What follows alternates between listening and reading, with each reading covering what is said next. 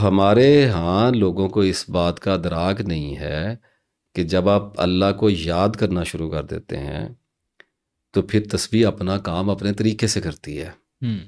आप उसको कंट्रोल नहीं कर रहे। हम्म। जो भी उन अस्मा की, जो भी उन आयात की, दरूद पाक की जो भी एनर्जीज होती हैं वो फिर अपना काम शुरू कर देती हैं। आपके हालात और वाक़यात में तब्दीलियाँ नहीं शुरू होती है। सबसे पहले यूफोरिया आता है, रैप्चर आता है, एक खुशी, एक इत्मीनान की कैफियत आती है आपकी ज़िंदगी में, और आदमी को लगता है कि आखिरकार उसके ठीक होने की कोई सबील पैदा हो गई। अब वो नेक लोगों में से हो जाएगा। बड़ी अच्छी ख्वाहिश है, हर इंसान में, हर मुसलमान में मौजूद है। लेकिन होता ये है कि वो जो तस्बीह का हनीमून पीरियड है, किसी में 1 महीने का होता है, किसी 2-3 महीने में होता है, वो ख़त्म हो जाता है। उसके बाद ज़िंदगी की वही बेरंगी है, वही कशमकश है और वही हौलनाकी है। हॉरर ऑफ लाइफ तो वही है और वही आप हैं और वही बस अल्लाह अल्लाह अल्लाह अल्लाह अल्लाह अल्लाह हो रही है। यहाँ जाकर फिर आदमी हैरान होना शुरू होता है कि वो कैफियत कहाँ चलेगी। वो तो थोड़ी देर के लिए आई थी, अब वो कहते हैं जी पहले कैफियत बड़ी आ रही थी, अब कैफियत नहीं आती। मैं तस्बीह करता हूँ, मेरा दिल नहीं करता करने को, मैं बात सब भूल जाता हूँ। अब मोटिवेशन का मसल डाउन हो रहा है सर, ऐसे ही शेयर नंबर ऑफ ट्रिगर्स जो कि आने ही आने हैं। आने ही। कोई औरत आ जाएगी ज़िंदगी में, कोई पैसा आ जाएगा, कोई काम आ जाएगा, कोई बिजनेस का मामला फंस जाएगा, कोई जज्बाती बहरान किसी भी तरह का आपको वास्ता पड़ जाएगा। ज़िंदगी है, उसने तो अपनी चाल चलनी है। ऐसे ही अब आप लेके चल रहे थे तस्बीह किसी और कॉन्सेप्ट के साथ कि अभी 2-4 महीने में ही मैं ठीक हो जाऊंगा, औलिया कराम की साफ में शामिल हो जाऊंगा, ऑन लाइटर नोट। लेकिन यहाँ तो मामला और भी आगे मसरूफियत में चला गया और परेशानी में चला गया। तो अब हो क्या रहा है कि आप बाज़ार में अपना सामान लेने के लिए भागे फिर रहे हैं और साथ आप तेज़ तेज़ या अल्लाह या अल्लाह या अल्लाह या अल्लाह। तो लोग परेशान हो जाते हैं कि यार ये तस्बीह भी कर रहे हैं और ज़िंदगी की डगर जो है वो तब्दील होने का नाम ही नहीं ले रही। यही तस्बीह है, ये ऐन तस्बीह है। लोग ढूंढते हैं हसन साहब कैफियत, अब कैफियत लोग ढूंढते हैं सरूर। मैं क्रिटिसाइज नहीं कर रहा, मोस्ट ऑफ द पीपल जो मुझे मेरे से रब्ता जिन्होंने किया, दे सेड कि जी अब नमाज में वो पहले 2-4 साल बड़ा सरूर था, अब वो कैफियत नहीं मैं है। बड़ा रोया और बड़ा खुशू खुशू मुझे आया और तस्बीह में करता था या करती थी तो बड़ी कैफियत आती थी, मेरा दिल करता था मैं छोड़ू ही ना। और अब एकदम मुर्दा सा हो गया दिल, उदासी सी और इरिटेशन सी होती है और मेरा ताल्लुक ऐसे लगता है जैसे अल्लाह ने मुझे भुला दिया है। मैं कहता हूँ यही ऐन तस्बीह है। कैफियत का लालच तो लालच है। ऐसे ही एक वक्त था जब अल्लाह ने आपको एक कैफियत में रखा, आ जाती है मर्दों पे औरतों पे कैफियत आ जाती है। आदमी जब अल्लाह की तरफ लपकता है तो टूटे हुए दिल के साथ, बड़े अरमानों के साथ लपकता है। ऐसे ही अल्लाह भी उसकी तरफ लपकता है और उसके नतीजे में कैफियत पैदा होती है। लेकिन वो होती कुछ अरसे के लिए नहीं, उसकी एक वजह है, आप उस कैफियत को हमेशा के लिए सहार नहीं सकते, एब्जॉर्ब नहीं कर सकते, मजबूर हो जाएंगे। वो कैफियत आने जाने के लिए रखी हुई है। उस कैफियत का मकसद, उसका मतलब आपको कुछ रियलाइज कराना है कि अल्लाह आपको ये कहना चाह रहा है कि I am here, don't worry, मैं तेरे अंदर ये कैफियत पैदा करके तुझे ये बता रहा हूँ कि मेरे और तेरे कनेक्शन के अंदर कोई सच्चाई है। ऐसी है। हो गया, ले लिए मज़े 2-3 साल, बैठे रहे अल्लाह मियाँ के साथ, की बातें, खूब मामला चला।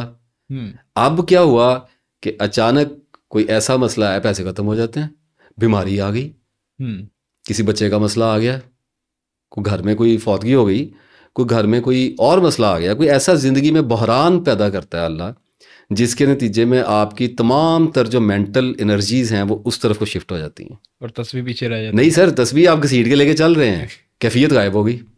कैफियत अब गायब हो गई तो भाई हो गई। अब पहले अल्लाह ने कैफियत दे के आजमाया था, अब लेके कि मैं कैफियत देता हूँ तो देखते हैं क्या करता है, तो बड़ा शुक्र किया, बड़े मजे किए, बड़े नेक पाक बन के रहे। अब अल्लाह ने फिर हजरत अयूब वाला काम कर दिया, तो अब फिर परेशान हो जाएंगे।